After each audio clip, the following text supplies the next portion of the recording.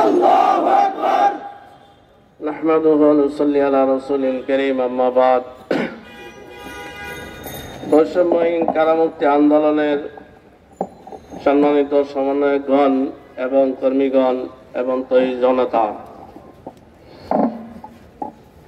কত মাস হইল পেশিবাদ সরকারকে সবাই মিলে আমরা বিতাড়িত করলাম, ঠিক কিনা?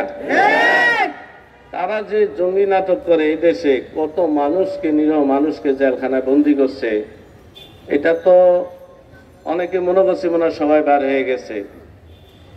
শুধু রাজনৈতিক ব্যক্তিরা শুধু বার হয়েছে, আর যারা সাধারণ নিরীহ তারা কিন্তু এখনো জেলখানার মধ্যে রয়েছে। এই দেশের মধ্যে জঙ্গি নাটকে আপনারা সবাই জানেন, বিএনপির ভারপ্রাপ্ত চেয়ারম্যান তারেক জিয়াও কিন্তু জঙ্গি নাটকের মামলায় একটা রায় আছে না?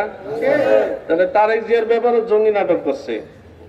আমি আর জামাতে ইসলামের আমি ডাক্তার শফিকুর রহমান একসাথে এক সফরে, জেলখানার সফর আর কি, এক জেলা থেকে আরেক জেলে যাচ্ছিলাম। আমি জিজ্ঞাইলাম আপনার কি মামলা? তো আমার জঙ্গি নাটকে ধরছে। ওনার ছেলেগণ নিয়ে জঙ্গি নাটক করছে, আপনারা দেখছেন না?